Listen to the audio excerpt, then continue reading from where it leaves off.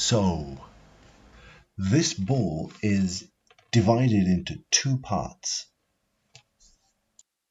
and it's round also. That's definitely something I could say about it. The checkerboard floor is also, it exists, right? AI's ears are also, they're two spirals. So the shape they're making is a spiral. This is an interesting shape to me. I guess because it seems like it's never going to end. Now, so this is the bomb that explodes at the end of the level, and it is round as well.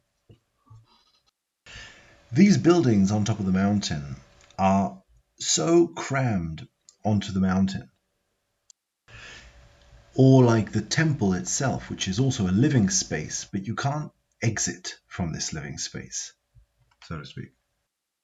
Really, what these are is livable places that are built around in a circular fashion, and the entirety of the circle is occupied with living space, and the entirety of the exterior surface outside the circle is occupied with unlivable space, or space, unliving space, let's say. Another thing that's interesting to me is how when you end the stage, the whole process ends by a sphere opening up, kind of thing. And an unsuccessful ending is also a sphere sort of opening up into multiple parts, sort of cracking open, but it's the bomb.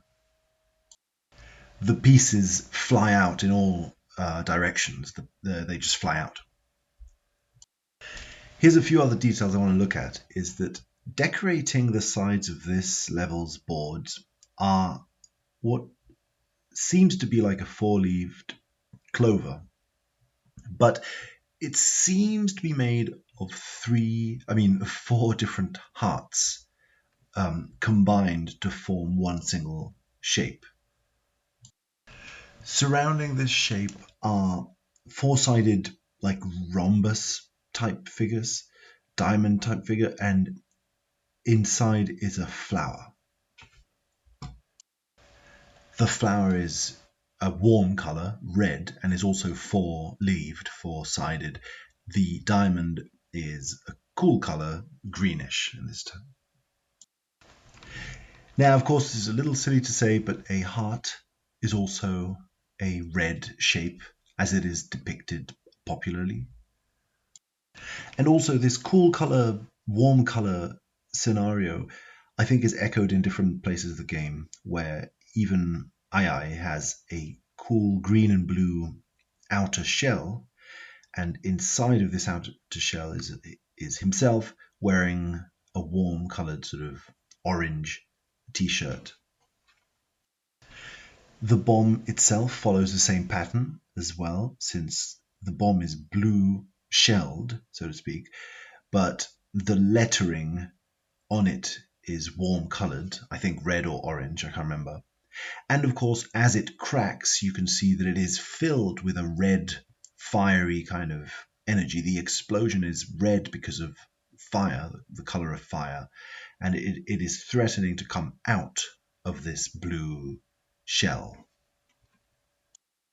Now, of course, even a good ending to the area has the sphere sort of bursting open and ejecting a bunch of confetti. So it also has, let's say, the idea of fragments, stuff flying out at the moment of rupture of the circle, which is what happens with the bomb as well. The bomb seems to explode in various different fragments of bomb. An interesting thing with this game also is that during the space station levels, in the background there is a very clear, like, in my opinion, very clear depiction of Saturn, right?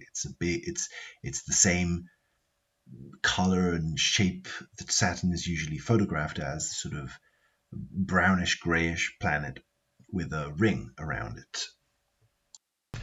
Stylistically, this planet is convenient, I think. In my opinion, it is a good design choice because it's similar to the monkey ball. It's the idea of a sphere that is divided into two halves by like a ring or a line around it, which might also speak to the intuition we are having about the circle or the sphere being a place to live.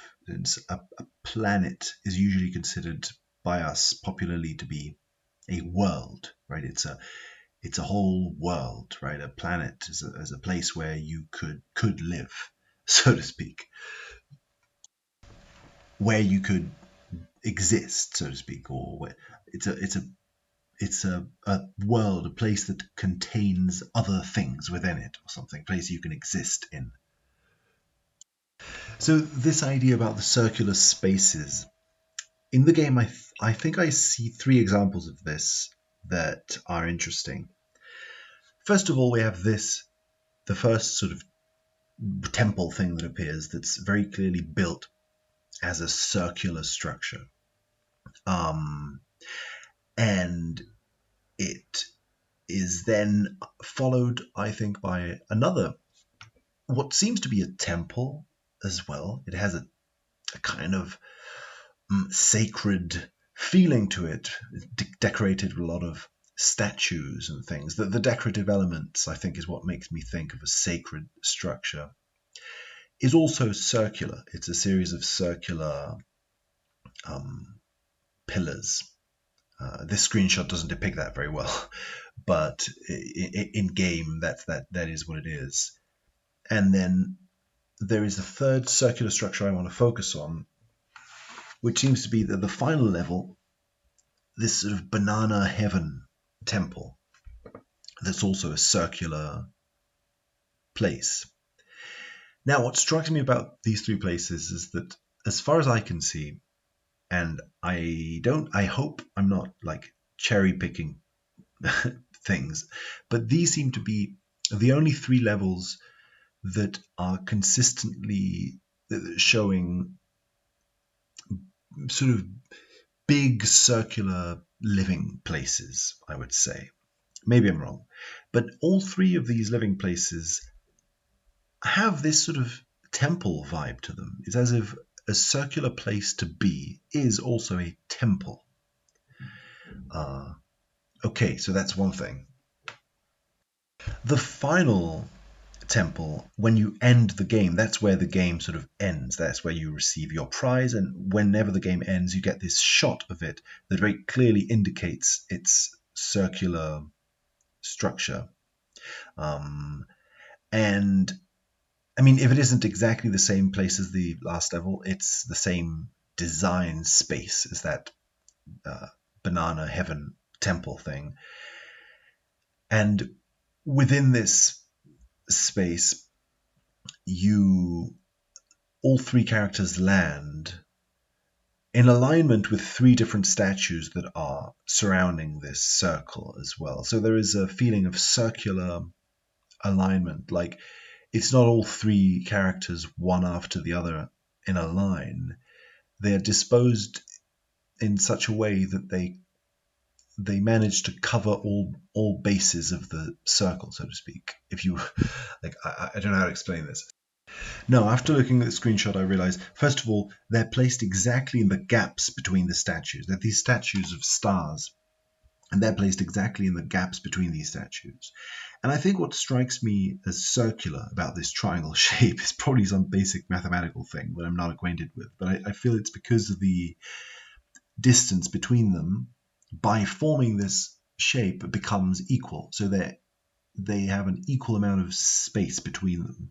So they cover all the fronts of the circle they could as three people. As three people, this seems to be the best disposition to cover all bases of the circle, so to speak. So in some sense, you could say they are sitting in a circle, even though it's three of them and they form a triangle. They're sitting sort of around the center in an aligned way, and within that center then is formed another circular structure. So within the circular temple or home, a place to be, within this home, another home gets built that's also a circle. And this circle is the prize. This is the home that is made of bananas, that you can just go in there and eat the bananas, so to speak. Now, there's something about this cutscene I hadn't noticed, which is that we were talking about circular structures that burst, explode, or split open in some way. Well, we have an example of this here, which is that this circular structure made of bananas literally just bursts open. It is cracked open. It falls apart because one of the monkeys sort of pushes it too hard, and so the structure itself kind of collapses. And in its collapsing, the bananas it's formed by are sent flying everywhere.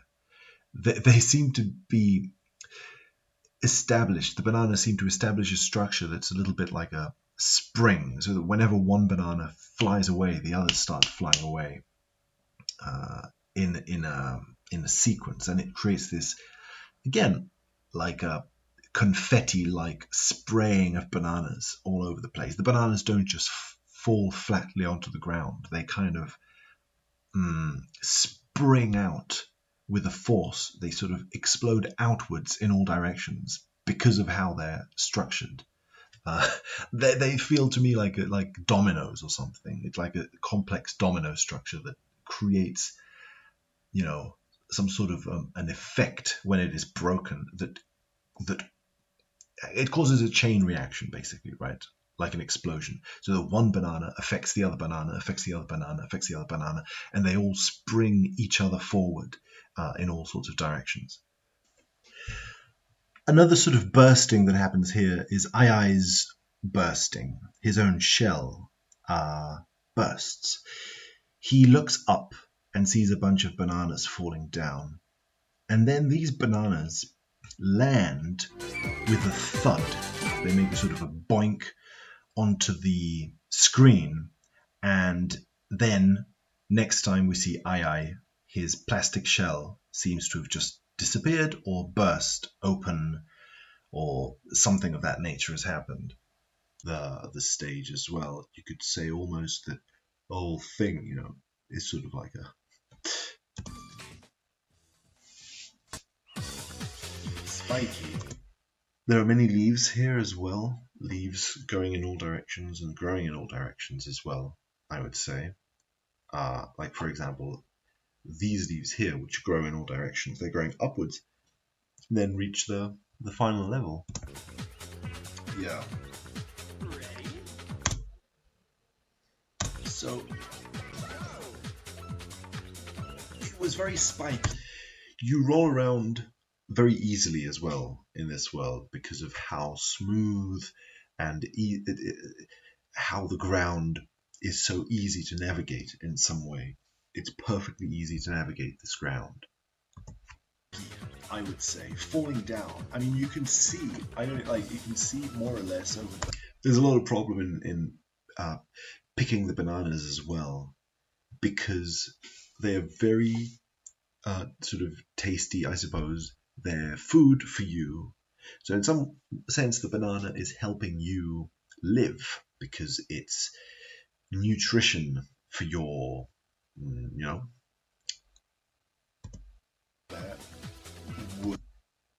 your body, feels nutrited or something. This like something about yourself as well. Like that was particularly where I felt, and I think, and that whole the horizon, the green horizon we could see, was clearly shows there's a wide expanse of land across the world beyond the stage where you're at, right?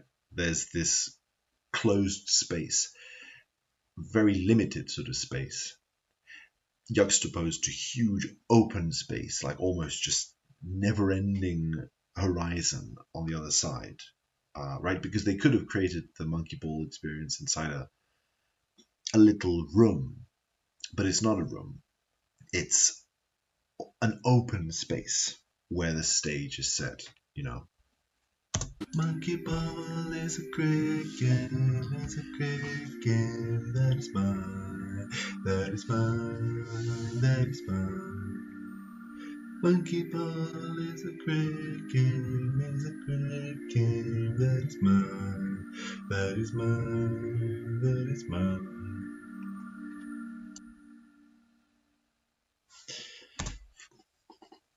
I don't know about that. Yeah, but you know, anyway. So I wanted to make this video, this whole explanation about things not working out, basically, right? Things didn't work out at all as I expected them to. And I had a lot of ideas for it. I had like a lot of ideas about mixing, like some sections of the video would be, it's impossible to see. Some sections of the video would be in the video game. This is completely unusable, you know. It's not really fitted into the scheme or the video itself, you could say. Some sections of the video would be outside in the material world, and I wanted to do that little interface. But it was very difficult, I suppose, to get everything that you wanted to come out, right? You have a specific idea and you want to materialize that idea. You want to get specifically to the place where you wanted to go. But the place you wanted to go wasn't really a material place at all. It was an idea place. So you're trying to get to a material place via an idea. Yeah, that's it, really. That's the thing. So we just flew up from that place. And now in this, you fly up. Whenever you win at some kind of a level, you are elevated somehow. You fly. It flies you up, directs you towards a specific place. It kind of there's something like that that's shooting or something. There's a shooty kind of experience or thing that happens upon the opening up of the crust of the shell. Which, by the way, bananas also have shells, right? Bananas also things that you peel them, so they also have a shell. They also have some sort of a structure that they're in, and that can enclose them like a little monkey ball, or it can open up and reveal whatever's inside. So it almost feels like what you're using for nutrition, the bananas that you're eating, are a little model of your own situation being trapped in that little monkey ball. So I'm not sure about what that means, but sure. Checkerboard in place.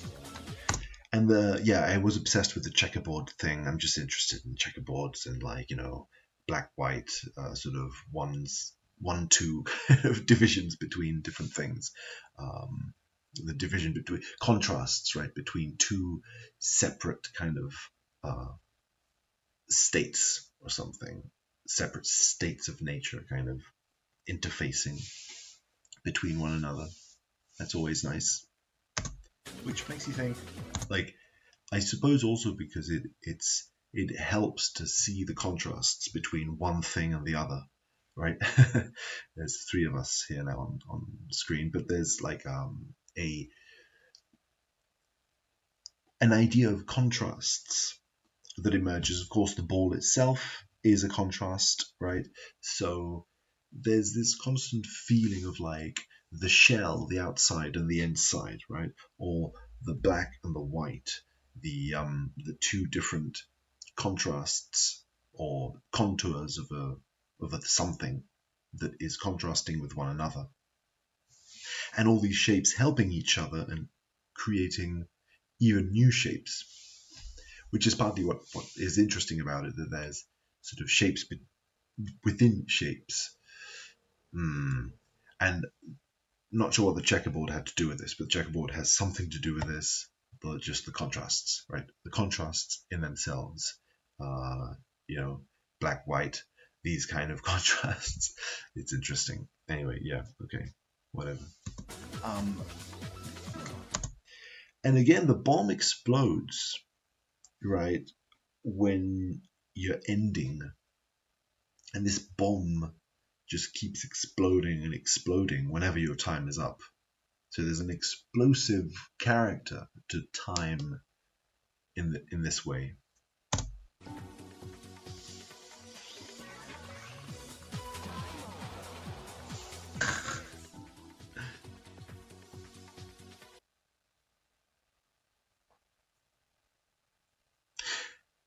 But to move, you need to spin around. Also, it involves movement. You need your mode of movement involves spinning.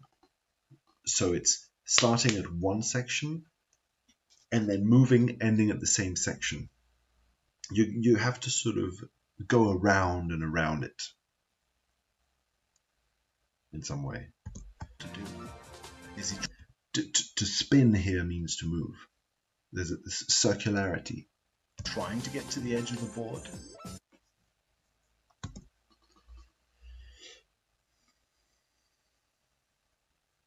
That's also a way in which you move by not really changing anything, right? Your position in some way is always the same,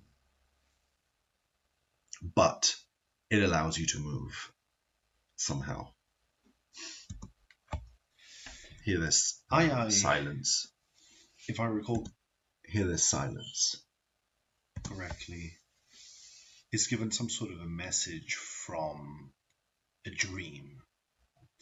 A dream tells him that he can... And dreams, I think, often happen at night time, which would be a darker kind of time, where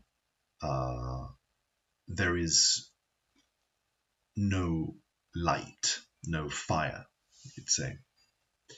Fire becomes something else, I think, in those moments. Use this protective shield. And